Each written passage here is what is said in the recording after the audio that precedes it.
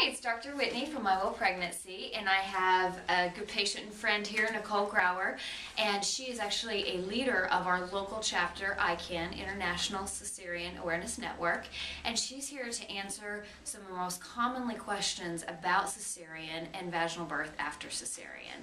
So, Nicole, how has cesarean affected you personally? What is your story? Well, I'll kind of just start telling you my quick birth stories.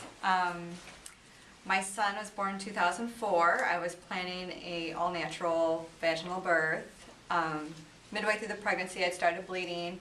Went into the hospital, of course, and they said, "Oh, well, you're having contractions." Of course, I was not feeling them. Each doctor that did an ultrasound said, one said you have a placenta previa, one said, "Oh, you're close," one said, "Oh, you're about 2 centimeters away." So I got first-hand knowledge that it's completely subjective. Each person that looks at it is going to see something different depending on how they want to care for you. So I was in and out of the hospital, on and off bed rest till finally 35 weeks. They said, your baby's going to die, or you could die unless we do cesarean right now. So, of course, I don't want my baby to die. We do a cesarean. I was never told the risks of my future pregnancies, but at that time, that's just what I was told. So I had the cesarean with him. Bonding was horrible. Breastfeeding was horrible. I didn't want anything to do with my child. I felt like one day I was pregnant, the next minute I had this child, and there was a complete disconnect there. So I knew with the second one, things were going to be different. So I got pregnant with the second child 2 years later, or no, a year later, sorry, and decided I was going to do a home birth. I felt like that was going to be the safest place for me to have not only a birth in general, but also a vaginal birth. I didn't feel like the hospital was going to be very friendly towards that. So, had a midwife. Care was perfect and wonderful. Went into labor. She was extremely malpositioned, so it was a very long labor, even though I knew she would come out. I hit that point where I said, I'm done. Take me to the hospital and cut her out of me. After all, I've had one cesarean. I know how fast they can end that. Went to the hospital. They did a cesarean. Her placenta was attached to the scar, which is also a common occurrence after one cesarean. So in the process, she almost bled to death. Her APGAR score was a 001. I delivered her at Lake St. Louis. She had to be airlifted down to Cardinal Glennon for monitoring it for extended brain damage. She had had an instant blood transfusion. So that was very hairy for about a week. She's fine. But now with the third one, I still was like, I'm not going to be at a hospital. There's nothing I want the hospital to do. I want to do everything on my own. So I did another home birth with a midwife. It was absolutely beautiful. I worked on positioning, diet, chiropractic care, and 2.5 hours later she came flying out. So it was beautiful. So that's fabulous, Nicole. Yeah. Yeah, what a contrast. And what I gained from that story is you never gave up. You just kept following what you knew was right.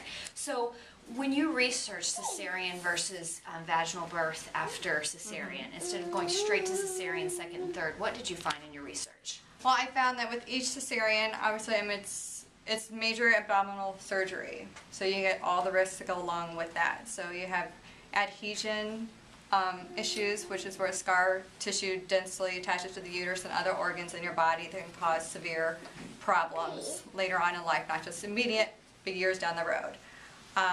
You also have risk of hysterectomies. Each cesarean you go up, your chance of hysterectomy goes up as well. And then there's also the risk of, like I had with my second one, the placenta could attach to the scar or it could turn into a placenta accreta. And in that situation, you also have another risk of hysterectomy from all the blood loss with that situation. Now also with cesareans, you also have the small risk of uterine rupture, which when you look at the studies, it's actually not too much different than just a single time, first-time mom also.